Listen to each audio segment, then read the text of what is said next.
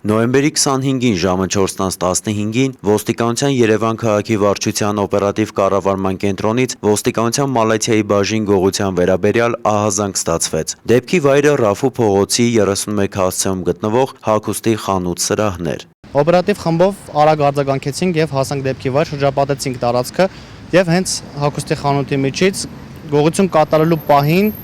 կասկածյալին բերման ենթարկեցինք ոստիկանության Մալաթիայի բաժին։ Բերման ենթարկվածը երևանցի 45-ամյա Գեղամ Արշակյանն էր, որը օպերատիվ բացատրական աշխատանքի շնորհիվ շուտով խոստովանական բացատրություն տվեց։ Ըստ նրա, կոտրել էր խանութի դռան ապակին, ներս մտել, բայց որևէ բան վերցնել չէր հասցրել։ Կասկածյալը քաշ ծանոթ էր ոստիկաններին։ Նախկինում մի քանի անգամ արդեն հասցրել էր դատապարտվել գողության համար։ Կալանավայրից վերջին անգամ դուրս էր եկել անցյալ տարվա դեկտեմբերին։ Ըստ նրա, դրանից հետո ամիսներ շարունակ աշխատանք էր ունեցել ու նորմալ կյանքով ապրել, բայց այդպես երկար չէր շարունակել։ Աշխատանքը կորցրել էր եւ անցել էր հին սովորությանը։ Սկսել էր զբաղվել մի բանով, որն ըստ իրեն բազմամյա փորձի շնորհիվ նրա մոտ բավական լավ էր ստացվում։ Ըստ Արշակյանի խոստովանության, առաջին գողությունը կատարել էր սեպտեմբերի 1-ին։ Թիրախը խանութներն էին։ Գողանում էր, ինչ կարողանում էր։ Ավարից ազատվում էր արագ, որ կարողանա խմիչք ձեռք բերել։ 40-50 հազարանոց